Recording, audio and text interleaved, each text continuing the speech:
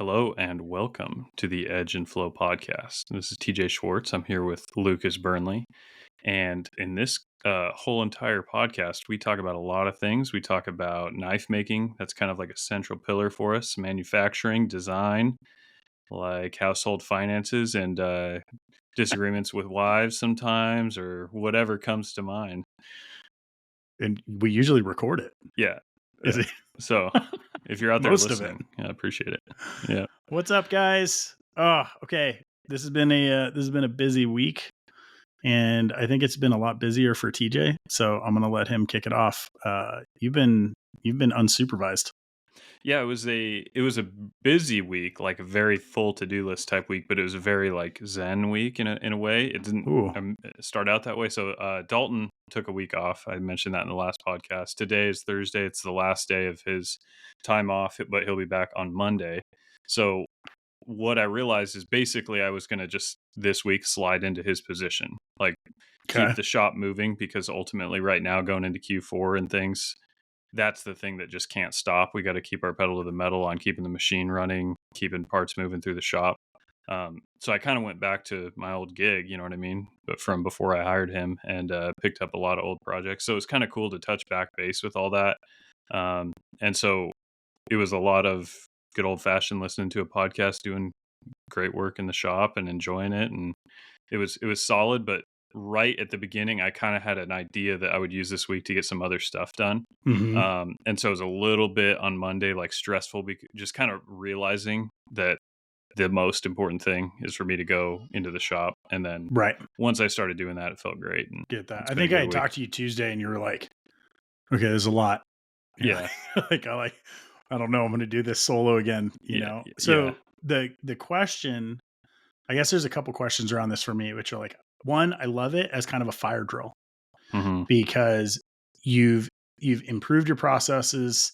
You have changed your role in some of those processes. Process Oh, I like process I. All right. So the process I has changed. Mm-hmm. I think it's a really good experience to go back, do that work yourself, and see if there was any takeaways. Were there any takeaways? First and foremost, we have been printing paper orders. And so orders come in. We try to do basically once a week on Monday. I print all the orders that have come in that week. Yep. And then they just get added to the stack out there. And so he's got some spreadsheets where he tries to organize like the strategy, and he's been really good at handling that side. But I realized that's kind of like a silly way to do it. But the website that I have set up that supports all this stuff and has all the ordering coming in, I knew there was possibly a way, and I did find it, where I could have like a secondary admin with permissions to just look at the orders that are coming in. So the shop computer now is going to have that account logged in, where it's like we don't have to print the order until it's just a packing slip. It'll be straight off the screen to build it, as opposed to like organizing paper. I think once I was out there, because what happens is he has like an organizational flow for literal stacks of paper on like clipboards of like, these ones need sheets, these ones don't. I looked at them like, I don't even know what I'm looking at. I don't know where exactly these should be. And I was a little worried about like disorganizing his flow. And I was like, this having paper is not a 21st century solution. Right. So I got that set up. And so when he gets back, we'll just start a new trend. What days do you guys ship? We ship, it could be any day. Okay. But the thing is, it's like when the knives are kind of built up, we have trays, then it's like I'll take and ship a couple of trays. It could be any time during the week. It just depends. Because so we just made a small shift. It's been really fun. Like, now that Maddie and I are kind of like working side by side on some of this stuff again, we're reevaluating some of the process I. And what I realize is there's still a lot of throwbacks from the way that I did things when I was by myself. And this is like I think some of this is like founder's dilemma things, where it's like, I just did it this way. I taught someone else to do it this way. That's how it's done. Then you have like a huge shift in process, right? I'm totally out of it. So that, like, for us, that would be going to employees that are shipping, and then going to third-party logistics that is shipping. Mhm. Okay. When we brought it back in, what I realized was, okay, it is awesome to have third party logistics because they're shipping every day. Order comes in, order goes out. Two, we were setting it up like I used to do it, which was I would ship like 2 or 3 days a week Mhm. when it was just me. And so we actually made a small change where it's like now one of the first things Maddie does, or if not the first thing Maddie does when she comes in now, let me think about that. We do like a 15. So she does a 15-minute clean. So second thing, 15-minute like clean and then goes straight to shipping. But you're only shipping 1 day's worth of orders. Mhm. It's 2 or 3 packages, maybe. What I love about it though is someone who is ordering one thing isn't waiting 3 days or 2 days for that package. And we're finding that overall, it's a really good lead in to the day, but that thing is done. And then if the week gets blown out or something else happens, that shipping isn't stacking. Yep. Yeah, that's for Just sure. kind of interesting because I, I came to the idea talking to Tom Crine, who was like, yeah, he's like, oh, I just pull my orders and like ship whatever I need to. Like, I don't worry about the day. And I was like, huh, this is an area where I've been so rigid on like, no, I have X amount of time. I line it up on Wednesday. I'm going to ship. Mhm. Super interesting. Like Yeah. just consistently doing a small task sometimes I think is faster and more efficient than Yeah. saving that task up and blocking out the time. Yeah, making it a maintenance item for the Yeah. It's business just as maintenance, yeah, right? it's a daily chore. Right now we can't do, we're definitely gonna have to go figure some of that stuff out in the future, Mm-hmm. but right now, knives ship when they're done, and they're Yeah. like, it just I don't know. It's like once a week we pretty much ship, but it's like Yeah. it's bound by knives literally not being It done. makes sense when it is project completion. This is like Yeah, we have so many smalls that our website is always selling exactly. something. You have pick and pull, like Yeah, literally. it's like, oh, Yeah. there's a $50 bead sold or like a Yeah. $200 pen sold and but it's a lot of times it's one thing. Hmm. And we're looking at like sometimes you're like, okay, someone will order something Wednesday. Okay, we're going to ship that Friday. Something happens with the kids Friday. It doesn't ship till Monday or Tuesday. And I'm like, I'm just not okay with that. Yeah. Yeah. And it just seems easier to be like, all right, like if the rest of your day goes to hell, you've at least you have shipped product, which generates revenue and is a closed loop. Hmm. I'm kind of using this as a a metaphor in other areas of the business that I think I had a lot of preconceived notions around like structures. Hmm. I'm just kind of like finding like consistency in my own life like might be like one of the determining factors of something's success. Hmm. Um, Yeah. so and like not like obviously as your workload grows and your time commitments increase, you can't like make everything consistent and like also spend a lot of time doing it. But like I'm looking at it like even from a standpoint of like CAD practice, I kind of feel like I'd be better off doing 15 minutes of CAD and like 3D printing an object every day Hmm. than being like, all right, like I got 4 hours on Thursday to Yeah. like do my CAD practice. So I'm kind Yeah. of testing it out. No, that's totally valid. I think a lot of things work well in that way.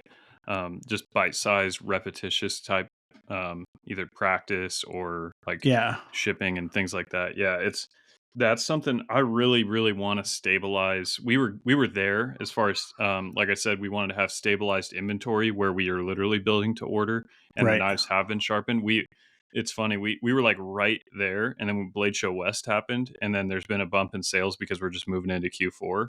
And so it's like we like lost grip on that like as soon as we got there. So it's okay, like we're doing well on like our lead times and stuff, but I really want to get to a point where we can have a weekly flow that involves restocking inventory as opposed to like chasing orders. I Yeah. know I've mentioned that in the past, but right now it feels like we can't really get structured. It's more of like the most important thing. is what needs to be done next. And until you finish that thing, you don't know what the next most important thing is quite. Right. So we do have like a list in Trello of like, this is the production order, because right now Overland Sports are the most lagged and they're the ones that need run on the sile or whatever, Mm-hmm. But in the future, if it was like, okay, Monday, you start out, we do our shipping, then you fire up the sile, we run a batch of knives every week, this exact same period of time, this quantity. Then Tuesday is like, we're going to sheaths, we're going to scales. Like it'd be cool if there was a pattern to it. I do think we can get there eventually, but not quite. But I did learn with him not being here, this is not a one-man operation anymore. Right. Like the production, oddly enough, kind of is, Right. because he has most of the ownership over that right now as far as like executing. And so if he's gone, I do that, and it feels like not a whole lot is missed as far as productivity, but I have like lists and lists of just process improvements and like more macro stuff that is it's completely iced. I mean, like it won't be touched Yeah. if I didn't have him Well, out and there. that's the whole concept around like urgent versus important. Yeah. Like when you're doing that, you're one man, like everything is important, everything is busy, but you're not able to actually like, Yeah. push forward. Yeah. One thing I did get done though on Monday is I ordered a whole bunch of stuff because we've been talking about it for quite a while and it's time to do it. We're gutting some of our fixturing. We are Ooh, changing some nice. things. We're going to integrate vacuum into multiple processes in the shop. So I got Let's a dig cool into that a little vacuum. bit more. Okay. So I guess what triggered me to buy the vacuum, I had talked about doing vacuum forming sheaths, but Right? the thing that really pushed me over on getting it is I'm gonna try using a Pearson palette that's vacuum, like what's the word? Vacuum setup, where basically like if we're running scales, Right. as opposed to screwing or bolting down for two operations on our scales, Right. I want to try vacuuming a whole sheet down, like a Okay. whole giant coupon that's like multiple scales, Yep. and see if we have the hold down required, and if that's going to be serviceable to not even use any bolts or screws at all. Um, Interesting. I get and, like my gut response is that like maybe you're getting like first op done at least. my No. goal is completely done. So Oh, it's I'm like so curious. put a sheet in, scales come out. Put a sheet in, scales come out. No Okay. screws. It's just one button, So for just a you guys vacuum. that are like unfamiliar with this, and I'm not super familiar with it, but like the budget version is that you have a table. It is essentially got holes in it. It's pulling a vacuum, Hmm. and you are using some type of membrane, either O rings or some type of perforated like silicone or something as as like a hold down. So explain to me for something like scales, what oh, I'm kind of seeing it now that I'm saying it. Like, what is providing the hold down once you have holes punched through, So my goal is to have each scale milled isolated? into the fixture in an isolated cell. So it's like you have so like from the side of the pallet, like the front side, I'm going to be drilling holes, and then there's going to be sort of a manifold. So each scale individually is its own vacuum holding sort of cell that's kind of like connected with a manifold. Okay, Um, and that way, when you start to mill through the sheet, you can go all the way through it, and you don't break vacuum, because as soon as you puncture through into a vacuum space, like you lose all vacuum you lose instantly. all vacuum. And so it's like if I can do all of the milling as a sheet, so all my 3D contouring would happen while it's still like one solid sheet, Okay, and then the vacuum's still holding it down for all that, and you have the force of all the scales, and then I just take like a small 1/8 inch end mill and like mill out the actual perimeter, and I'll have to test how much like tool load I can get away with without them moving to just do the final breakthrough to like release them essentially. and you wouldn't? Are you pulling these off finished? You're not going to a second fixture No second op, just one op, and no tabs or anything like no that. tabs. Oh, I'm so curious. I can't So wait to see how that works out. I really want it to work, Yeah. because actually one of the main benefits is not necessarily, obviously it's more efficient, but one of the things is if you want your holes in your scale to be perfectly positionally accurate relative to the perimeter, you really want the holes and the perimeter done at the same time and not be 1 and 2 ops.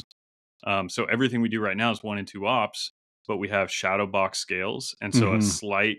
slight amount of variation, whether it's thermal or whatever, between that is not a huge deal. But little spoiler alert, we are doing some stuff that's not going to be shadow boxed at some point. And Oh, so I need the holes and the perimeter to be done at once. And so there's multiple ways to do that, and this would be the best way if it works. So cool. A, we're going to try that, and B, we're going to use the vacuum to vacuum form sheaths. So Okay. What um, is the actual vacuum system? so I watched a video. There was a guy that makes like some vacuum table stuff for like holster makers, Mm-hmm. and they seemed like a high quality American made manufacturer of stuff. I don't remember the name, but he mentioned the brand their go to for a vacuum is Robinair, Okay. and like Harbor Freight has them and stuff. I thought about that, but I just went ahead and got a Robinair. It's a 8 CFM, so that's on the higher side from what I've seen on what Okay. people use. But I want a lot of vacuum for the scales, so we'll see. Dude, that's exciting. And they're not What else could you crazy use expensive. vacuum for? If you ever wanted to do like stabilized wood, Yeah. you could do that. So if it, like I said, if you can imagine the top of the fixture palette has like the shape of each scale, but like inset from the inside shape of the scale so that it's sitting on like it wouldn't have an O-ring in it, but it'd just be a channel. So you get Yeah. vacuum all the way around. But then Yeah. you have to get vacuum into that somehow, Yeah. right? And on a Pearson, you can't just go through to the bottom because you have the Pearson palette Right. underneath. So I'm going to have the channel, like a little 1/8 inch hole drilled down like a 1/2 inch. Yep. And then from the front of the pallet, like I said, drill like a 1/4 inch hole All the way all in, the way in thread that. to each of the scales so that on the front of the pallet, you'd have like 6 or 8 holes. Okay. And that the reason for that is with it exposed, I'm just going to do like quick disconnect manifold with like Yep. nylon line to connect them. I'm so And then interested. you can isolate, you could go from having the whole sheet. Whereas, like you said, if you're going to do a block of wood, you could put it on just one of those scale locations, and then you could isolate that particular scale vacuum area by disconnecting the manifold to only run that portion of Yeah, I it. wonder. The last when I've been doing composites lately, it's been for inlays. Hmm. Um, I'm running them dry. The way that I'm doing it is essentially it almost doesn't seem like it should work, but it like works so well. I lay down blue tape, right? So blue painter's tape on the Hmm. fixture.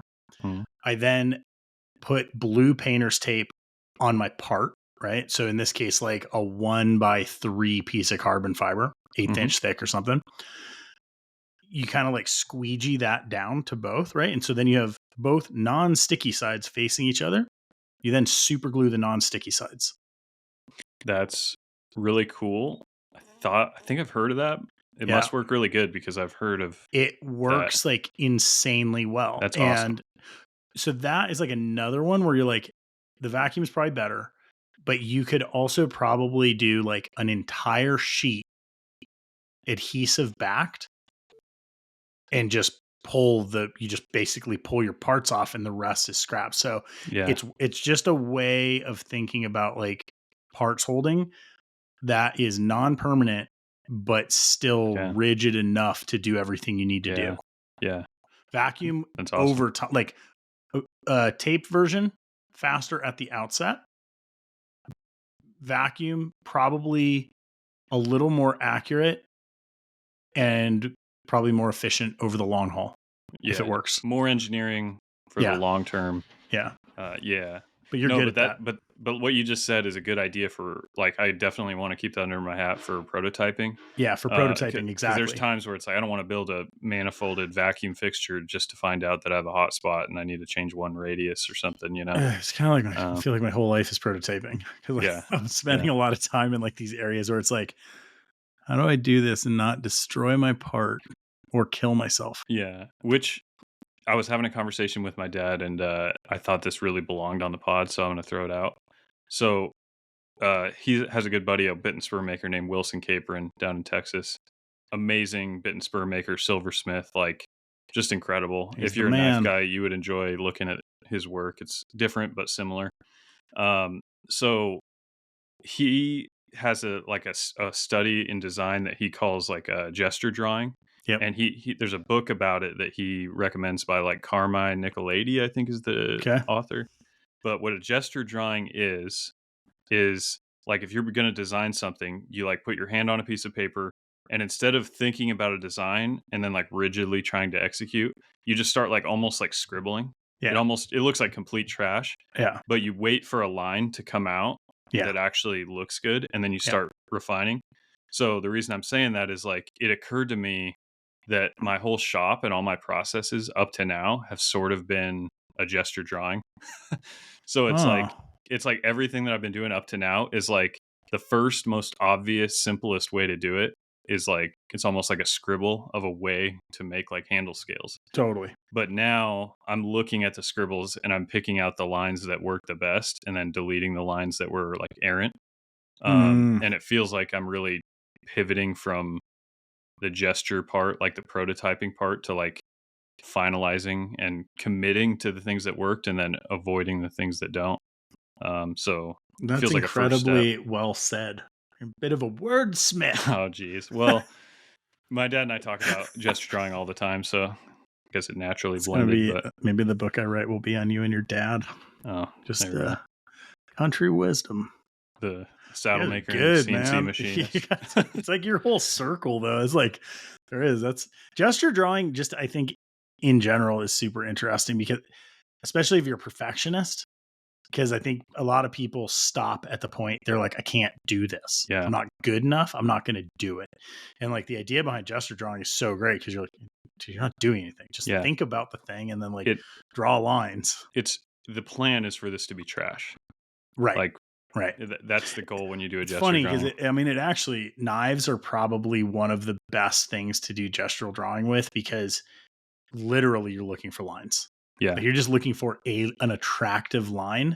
And so if you do a warm up where you're just kind of like doing elongated S's or like, Hmm. you know, arcs and small curves, like pretending that you have like a non-existent French curve, Hmm. I think you end up probably with really, really nice things that you wouldn't if you were like, I'm going to draw Yeah. this thing I'm seeing in my head. Yeah. That's pretty And cool. part of the narrative there is that like the idea with the gesture drawing is you pretty much create art with your eyes.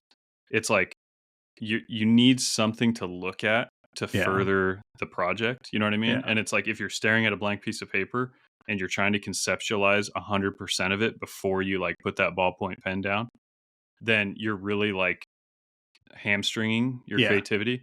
Whereas if you just start laying like junk down, Yeah. it becomes circular where what's on the paper is giving you ideas, and then the ideas are hitting the paper, and then that's giving you an idea, and it's like you just create like a loop. Whereas if you wait to put pen to paper until you've got it conceptualized like fully, you're kind of frozen. It's like writer's block. Yeah. You know what I Totally. mean? Yeah. You start, and then you actually lose. A lot of times you'll lose the thread. You'll push Yeah, something too far and you'll be like, oh man, that was cooler before, but like I can't get back yeah. there. Um, this actually is like a pretty good tool for me. So, for me, ADHD fidgeting, um, if I'm in a meeting, sketching is really productive for me. The Mhm. problem is I get excited by if I start to draw anything that I'm interested in, and then I will Yeah. fully tune out. So a lot of times what I do is basically cross hatching, and I Mhm. will just sit there and like cross hatch small sections because my hand is moving. I occasionally can look at it and it's like it keeps my mind on the conversation, but maybe just like gestural drawing, just like kind of like throwing down lines. I wonder if that'd serve the same. I'm literally Mhm. doing it right now as we're talking. Yeah. So I'm going to switch to like curves instead of cross hatching. Yeah. Try it. Yeah. Um, okay. That's pretty fun. But yeah, so I I feel just like we started getting the weeds there. We it went it did vacuums. it did result in me also ordering another Pearson base so that Okay. both machines are, because again, like I found how much I love Pearson on the Sile, and the Yeah. Tormach has never had a Pearson. It's always just been like bolt down fixtures, Yeah. and so it's time to just Pearson everything. Pearson for life. Yeah, Pearson. Okay. I've got one. It's indicated. I haven't used it yet. Um, I've been doing gestural CNC. We've talked about Hmm. that a little bit where like I Hmm. forced myself to do like a really simple task that I would normally do by hand. I forced myself to program it and do it on the CNC. I was frustrated the whole time I was doing it. And then at the end I was like, oh man, that was like the best decision Hmm. ever. And like now I have like a different level of flexibility around some parts. which leads me to my next question, which is, what is the gestural version of CAD? Gestural How version could of I? CAD. Yeah, like how could I practice CAD unformed? Unformed. Yeah, kind of, That's a good but question. effective. It's a good timing too because I am recording CAD course material. Oh, you started? I started a little bit. Okay, save it, or I'm gonna get distracted. Yeah, yeah. But yeah, probably I would say reducing Fusion down to just the sketch palette Okay. is a good way to start doing that. Is like start making tangent lines, start making parallel lines, prisms. Like you could even go in there and like like the S that you do on a paper notebook when you're Yep. a little kid, like with the 3 lines. Like you could start doing that because I got to tell you, like when it comes to the artistic side of Fusion, Yep. the sketch palette and like just doing the 2D sketches is so much of that Yep. that could be used pretty gesturally, I I feel think. like there's a module there. Check this out. What if you did like you do essentially like, okay, here's the gestural CAD module. Hmm. And the goal of this is to familiarize yourself with the sketch tools, but also all of the constraints Hmm. that are applicable to the sketches, which like for me was one of the things I struggled with and am still struggling with the most. Hmm. So it's like, cool, draw your crazy ass, but make sure you ground it. Yeah. Make sure you do equal lines, like all this stuff. I feel like Yeah. just that alone, if you could Yeah. come into Fusion with that skill set, it would put you way ahead. That's a good point. Okay. That's a great point. Yeah, appreciate that because Yeah. I am looking forward to recording something about sketches here pretty soon. So I think it's a fun way to do it. It's like kind of gamified, but you're like, here, yeah, like you're going to draw these shapes, but then you have to actually define them because hmm everything on a knife that's is a funky. It's like, it's one thing if you're like, yeah, it's easy to define a square with a hole on the corner. yeah, or I some don't know kind of what you're bracket. making. Yeah, Yeah. If you're a bracket maker, yeah, like yeah, you're good, yeah, but knives kind of suck. It's like, it's like everything has to work yeah, and none of it is really like easy or yeah. centered or anything else. I agree. Yeah, Okay. it's but yeah, that I guess I did kind of drop a bomb there that the CAD courses are for sure coming because I sent you So excited. I have a URL and it's live, but I'm not going to say it because the website's unfinished. I just have it live so I can mess with it. Yep. Um, but it's coming. I thought I was $20 going to to do that Lucas Burnley at Venmo.com. when I called you on like Monday or Tuesday. I thought I was going to get CAD courses like really like pushed hard this week, and then I was like, no, that sile No. needs to run. Like it has to run. So Landing page looks awesome though. I got very excited. I'm gonna sign up. I can't wait. Okay, so that's coming. Vacuums in process. mhm. What else?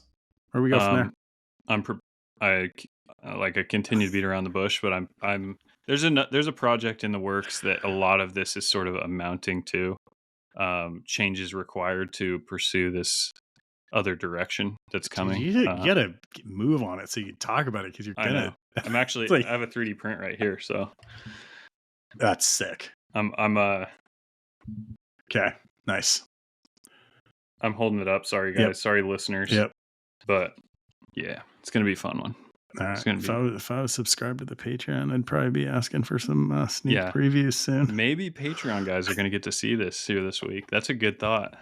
That's a good thought. Okay, so for Patreon, I did a deep dive on Discord, realized like how little I knew based on the way that I had been using it. We have the Discord set up, linked to Patreon, but we have not tested it yet. Hmm. But it is ready to go for you guys listening. Right now, basically, it's just set up as like a general chat. Let us know if there's any like specific topics that you would want to build a thread around. I'm just kind of curious. Yeah. I mostly just want to do like kind of a meet and greet. Like I want to know who's listening and I want to know like what you guys do. To I don't have a lot of experience in Discord. I just hear a lot about it. But from what I can see, if you guys are wondering what it is, it's like our own little forum. Like that Basically. Yeah. it's basically a forum with threads, but it's inside of the Edge and Flow server. So it's Yep. like it's just us. That's really, really cool. It's kind of, I like it because human interaction wise, it's kind of like texting. It's like real time, but you can like go and check out, Yeah. but you can have a conversation. There's audio channels. Yeah. You It's can all upload video. memorialized. So if there's Yeah. like a thread that's interesting to you, like it's just Yeah. there. Yeah. It's just there. exists. But Yeah. like, I like it because the things that I follow in Discord, I can just kind of like log in on my phone, and then it's almost like I'm just texting for a few minutes. So things like this that are existing, but you don't have access to the other people, I think really benefit from Discord, because like as a community builder, it's awesome. And that is kind of what I'm all about, is building community. So it's much easier for like long form questions and long form answers than any social media that's out there. Yeah, totally. So, and it's cool, and not like everyone uses it right now, which is fun. Yeah. It's pretty Till sweet. this episode Good drops. idea. Yeah. Right. Yeah, we're gonna blow it up now. Discord servers are gonna crash and all that. And all of our listener joins. Yeah. Right. Dude, watch out, Joe fun. Rogan. Okay, so that's coming. So I gotta ask, you said you were running the machine this week. Yep. How's that going? It's going great, man. I'm done. I'm trying something new. So the Kentucky Custom Knife Show is first weekend of December. It's one of my favorite shows. I can't make it.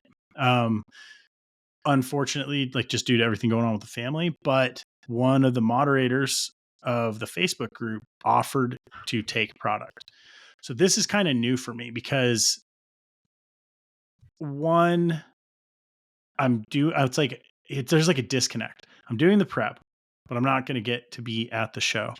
I'm doing kind of like a bare bones like show loadout, but just interesting process, and like trying to figure out like how to manage this like from afar. He's done similar things, like he's taken like a few pieces for like get-togethers and stuff to shows, but he's never had a table. So this is kind of like a trial. But this week my goal was to do all of the machining on all of the Cypops that I will be sending. The issue was that I was doing like onesie, twosie pieces to have a good cross section. And this is where I forced myself to do like the CAD and CAM, basically just to do face shapes on already finished Cypops, like go back and cut a toothy. Whereas like normally I would just go to a grinder. But it was really good. It's that muscle memory thing of like, I realized like once I was in it, I was like, okay, like, man, for any thickness, like create the thickness. And then I'm just like adding in the shapes and changing the tool paths. But those are the types of tasks that like with ADHD are super, super hard, because it's like a bunch of little steps and none of them are exciting. Yeah. And it just is like, it's like pulling teeth. Tedious rule following. Yeah. Tedious rule following kind of. Yeah.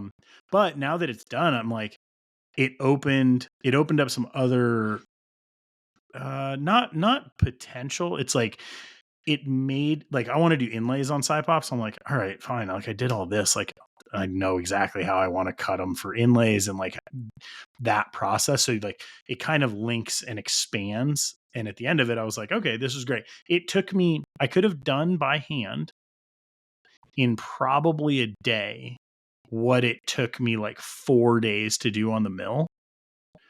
But that is now done forever. And now I will never spend a day doing that thing. And that might even be like generous. It might have been, by the time like all of that shaping was done, it might have been 2 days of work or something like that. So no brainer. Yeah. Apparently. Yeah. No, it like we kind of circle back to like the process you had was simple and stable and reliable, but now you can engineer it up. But like you have a Cypop product that sells and these configurations sell. So you can justify this amount of effort. And it's like a good lesson of like, if you have a new venture, it's like the way you were grinding them. That's like I said, like a gestural process. Yeah. It's a way to do it. That's like, you can do it for a week or a couple of days and then be like, people didn't like that. Yeah. I didn't spend all the time programming it just to find that out. And I should say too, just to clarify, like when I do like larger batches, the shapes are cut in. It's not like I'm like doing every shape by hand. It's that when I'm looking at what I have and I'm like, oh man, all right, I got to do a show. I have short notice. I'm not going to do big batches of every possible shape.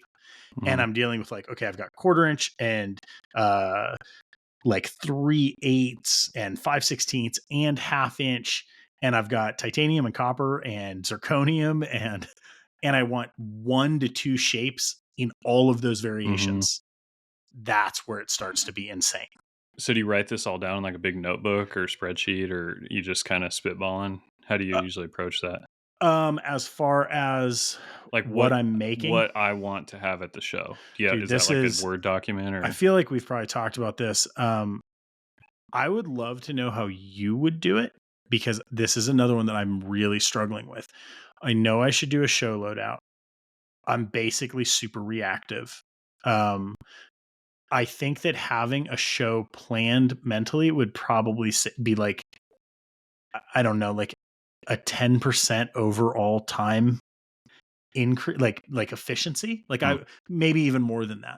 I spend a lot of time wondering about what I'm going to make. And I think it's Mm-hmm. because I have so many products and so many finishes and variations that it can really bog me down. So right now I'm forcing myself to hand write down what I want to build and then save those sheets um kind of as like a gestural Mm-hmm. because I don't have a better process. So like Mm-hmm.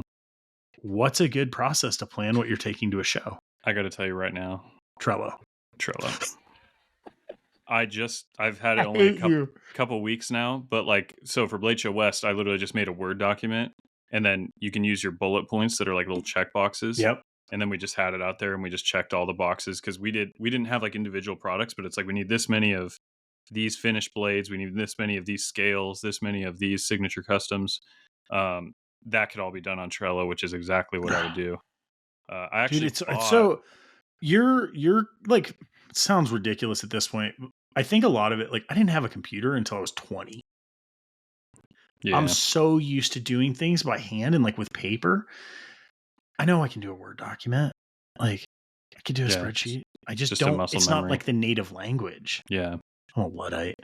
I, I I, quit. for whatever reason, like really attached myself to tech, like really young, and I wasn't surrounded by it. It was just, I don't know, Makes sense. it's Yeah, something I'm that like I just doing that did. more now.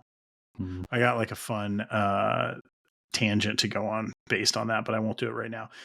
Okay, so for Trello, how would you use Trello to like plan a show inventory? So on Trello, I don't want to go too far into the weeds, Okay. but like it's really designed to have these lists of what's called cards. Yep. So a card is like a a list item that can contain sub list items. So your card might be like side pops. Yep. And then the card, you can click on it and it can have a checklist inside of it. Okay. And so you would just have a list, a master list that has like, okay, Kentucky Custom Knife Show. Yep. And then you have Cypops, you Yep. have Quikens, you have whatever, hats Stick or. on side pop. I want you to see if you have the same problem that I do. Okay, here's where I get stuck. I want to take 20. I would say I'm going to take 24 side pops. Yep. Okay. 24 side pops. I've got 5 materials. Okay. I've got 3 thicknesses. Hmm. I have 20 potential stamps, So it's the not including permutations. lasering. Yeah. I don't know how many finishes I can do. I have carving. I have stones, Hmm. inlays. My brain starts to melt down because it goes into all of these details. And then I want to Hmm. create a card for all of the details. So, like, okay, I'm going to bring a fixed blade knife. It's going to have a black blade. It's going to have green G10 scales, and it's going to have an orange sheath. It's going to have black eyelets, and it's going to have a tech lock. The options there are fairly straightforward. Hmm. If you had more complicated options, do you think your process would still work, or where would you subcategorize? I've been trying to get better and better about making decisions one time and one time only. Yes, that's Because good. making the same decision multiple times, Oh, it's like solving the I do same it all the problem. time. Like Yeah. I get sucked into that. I make the same decision like 5 times, many times. And so what I would prefer to do is like make a list. I mean, just set aside like the hour or whatever it takes. Like this knife is going to be this with Yep. whatever description. Fully This is, spec'd. and then it's like you just at when you save and print that document, you just tell yourself like it's done. The decisions are made. Yeah. End of story. And it's like I've had to tell myself that a lot to like not revisit things because my brain always wants to revisit everything, like wants to double Mhm. check, wants to do all that. And it's like, as you know, at the end of the day, I mean, it's not like you're planning for a mission to, outer space. Like it's not like you're trying to make sure you have enough food rations. You know what I mean? Like this isn't like a life or death planning situation. It's more of a like, what does my brain think is interesting and artistic? And it's Right. like if you revisit that, you can get just like lost, which Well, and it's like it's like executive function issues. Like yeah. where this is when I was in my 20s and I didn't know, I just thought I wasn't good at a lot of things.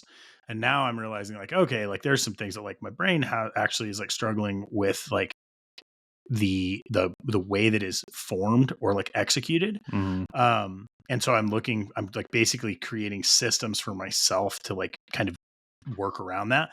Just thinking about this, what I saw is actually percentile improvement. So if I'm going to go to a show, there's probably exists a number of SciPops that actually can be standardized. I am going to take a toothy with a brawler stamp.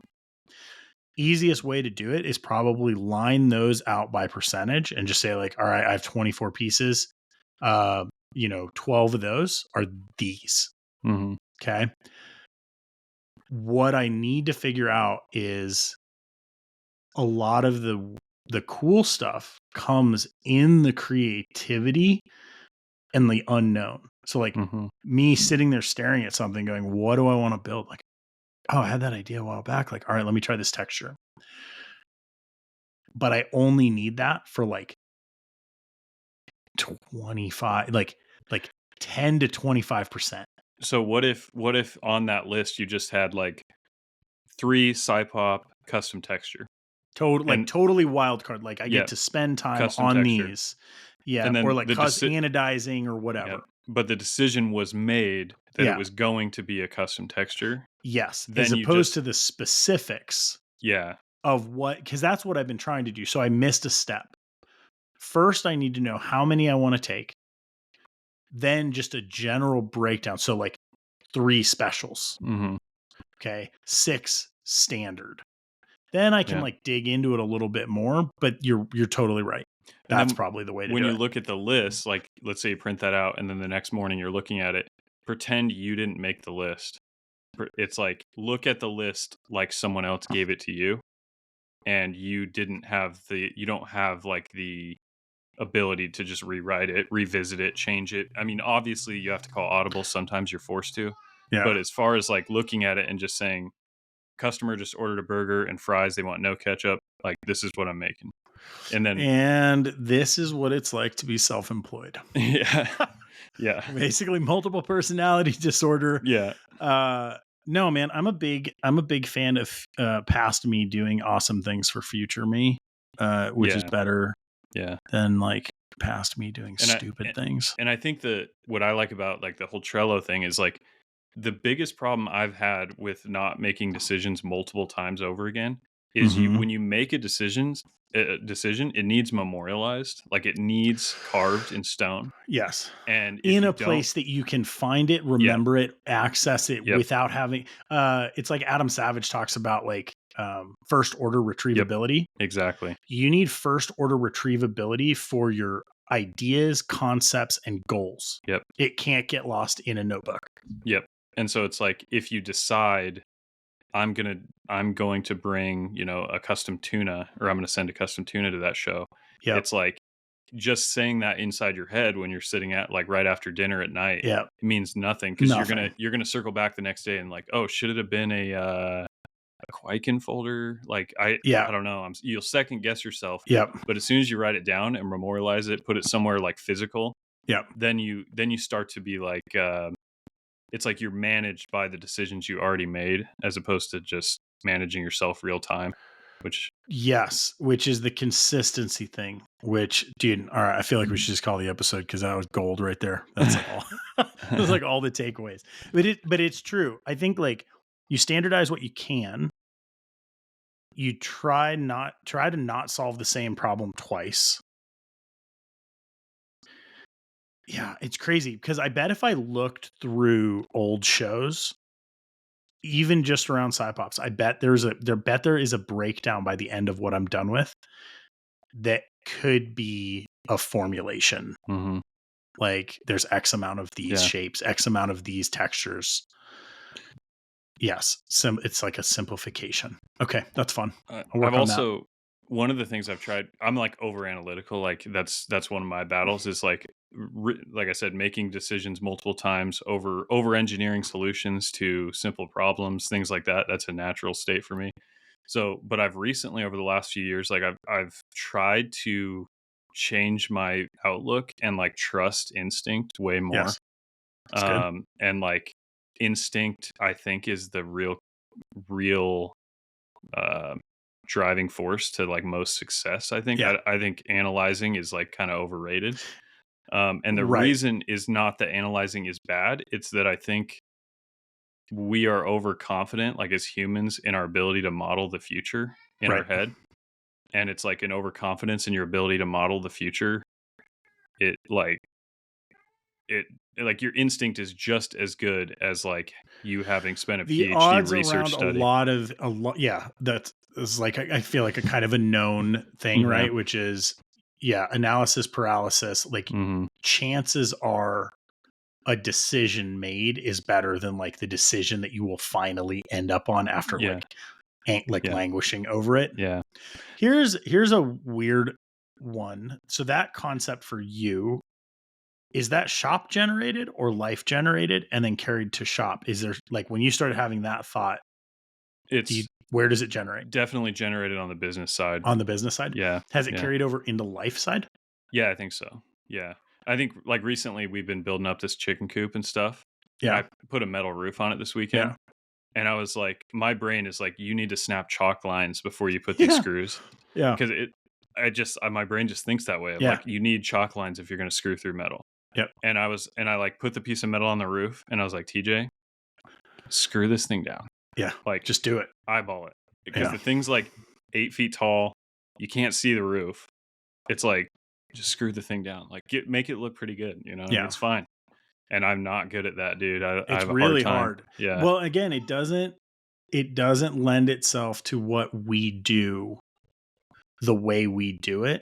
Hmm. Again, you and I are different in a lot of aspects, but I think that whatever it is there's some shared perfectionism, Yeah. which is not like actually super helpful a lot of times. It just Yeah. makes it take longer and makes it more painful Yeah. in the process. Um, yeah, I'm like working on that too, which is like mine is more about time, which is Hmm. there is no I cannot wait for the perfect amount of time or perfect scenario to act on plans and goals. Hmm. Um, we talked about like the shipping thing, which came around from like it was kind of a culmination. So I I have been trying to like get back into the gym consistently for quite a while. And I hate the gym. It's like super boring and there's no dopamine. Like it's not my thing, but I Hmm. need it for maintenance. And I had tried 3 days a week. I finally decided I was like, I'm going to try 5 days a week. 5 days a week is easier than 3 days a week. Hmm. It doesn't make any sense to me, but it's the consistency. Yeah. So like I'm just doing a 5 day split and I haven't missed a day and I'm a month in and I feel Nice. great. And then the conversation with Tom where I was like, oh man, I don't need to wait for the perfect time to ship packages. And it's like Maddie and I talked about it. She took that on. I'm like, those things start to link. It's interesting like how Yeah. many I think crossovers there are between life and work. And I don't know, like Yeah. it's been so long since I've had like a job. Like I don't know. I guess it would be the same. Like if you're process oriented, you're probably like learning things and taking it Yeah. either way. But Yeah. we have the flexibility to enact just because like if you were shipping for someone else and you had that realization, it doesn't mean that you could change their shipping Yeah. process. Yeah. Exactly. Whereas you're kind of able to look at it and be like, oh, like Yeah. implement. But in that liberty becomes a trap So of like, it's a trap. you could redesign your shipping process way too many times. You know what I mean? Yeah. Yeah. That's my dilemma. And like a perfect example is like there was a half acre industrial lot that I went to purchase like, I don't know, 18 months ago. and I couldn't quite see the vision of like when and how I would build a shop on it, but I knew it was a Right. good deal. And I like overanalyzed it for far too long. And then like I got pretty dang close to like going through on the sale and then ended up having a cash buyer like scoop it out from under us. And by the time I'd made the decision, I knew I wanted it. It was too late. Right. And looking back, I was like, I knew from the second I laid eyes on it, like it was an instantaneous, like instinctual thing that, like, yeah, you need to buy that. Yeah. And I was like, what was I thinking? Well, Like, yeah, you second guess. yeah, I was second guessing. And so I got to like, you obviously have to question some things. You can't just like completely shoot from the hip on everything. Totally. But like, man, instincts are so important. Like, instincts are Well, more people, you important. know, what's funny is I think people a lot of times equate that with age, and I don't equate it with age. I equate it to exposure. Hmm. If you are in put in positions where you have to make decisions based on limited amounts of information, the more frequently you do that, the more you learn to trust your process and Hmm. also know like where your blind spots are. Yeah.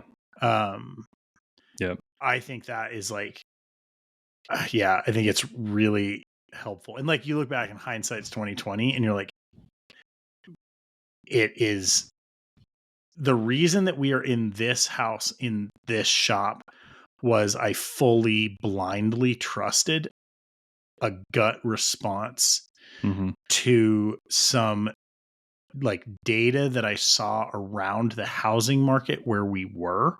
Hmm. I didn't know what to do with it. There was nothing I really could do with it, but I was like, there was like a there was like a disturbance in the force. Yeah. And I'm really like, I'm like, there's a lot of times I haven't followed through on things. Yeah. This one I did, and I'd like, Yeah. it's like that's probably one of the most that was probably one of the most consequential, Yeah. like productively consequential decisions I've ever made. Yep. And You know? it's when the vision comes into your head, Yep. like believe it. I Yep. mean, you and I had the same thing happen in the house we're in right now. We were all, overanalyzing like buying a house, housing market. At that time, we thought the housing market was inflated, like Yep. 2019. Yeah. If you remember those days, everyone Yeah. thought it was inflated. And I was like a little bit nervous about Uh, that. And it was like you said, I like that feeling came over me of like, you need to buy a house right yeah. now. Like, Yeah. you need to make an offer on a house this month. I don't Yeah. know what it was, like that instinctual, like, I mean, you can't, it's not always going to be correct, but it's like, man, the instinctual decisions I've made most of the time are the best Are the decisions better that I've ones. made. I think there's some basic human nature there that comes into play too, which is like you don't want to be wrong. You don't want people to think that you're stupid, right? So you don't want to make mistakes.